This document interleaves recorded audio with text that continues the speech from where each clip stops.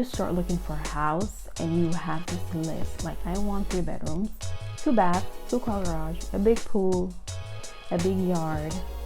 You make a full list that might look something like this with your wants and needs.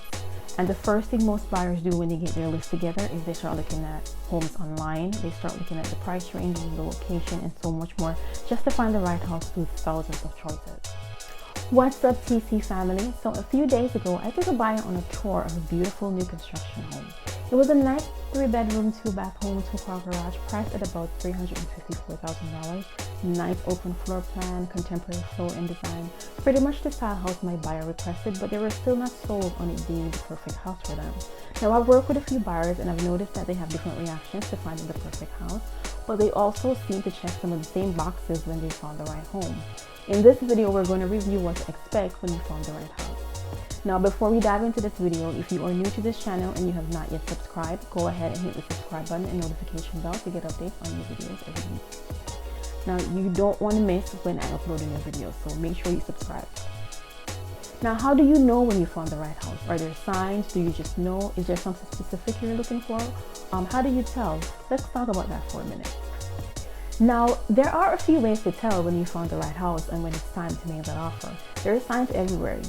First sign is usually you can't wait to get inside. Part of the excitement of looking at a home is knowing when you pull up to the curb, the house looks inviting and attractive. You love the neighborhood, you love the curb appeal, and it's just inviting. I mean, you could see yourself in the neighborhood. Second point would be that the house embraces you. Within a few seconds of entering the house, you will know if it's right for you.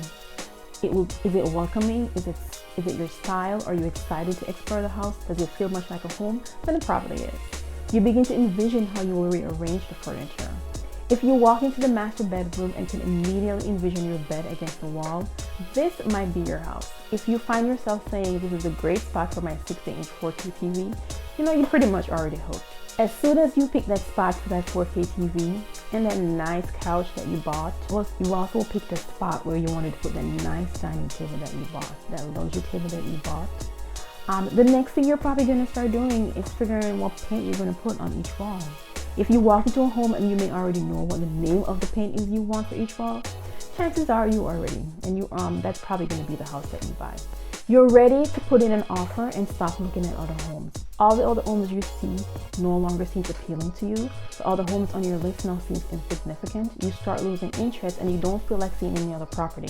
It's time to call your agent and put in that offer. Next thing is you can't wait to tell family and friends. You've already started taking photos. After photos, you're excited. The excitement starts to manifest itself. Before you know it, you start texting family you found a home.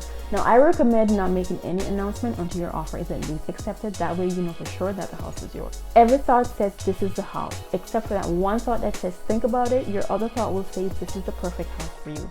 You are consumed. You start daydreaming about family gatherings at your house. You've put off the trip to Europe just to get that house.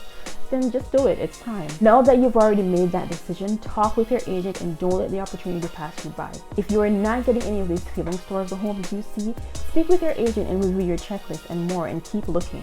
Now, I hope you enjoyed this video. If you live in the South Florida area and currently looking for your next property, send me an email. If you like this video, go ahead and hit the like button, leave a comment, and subscribe to the channel. If you want more details on the house that I've previewed in this video or the home buying process itself, you can go to my website at tchomelifestyles.com for more information. Happy house hunting. Thank you for watching, and I see you in the next video.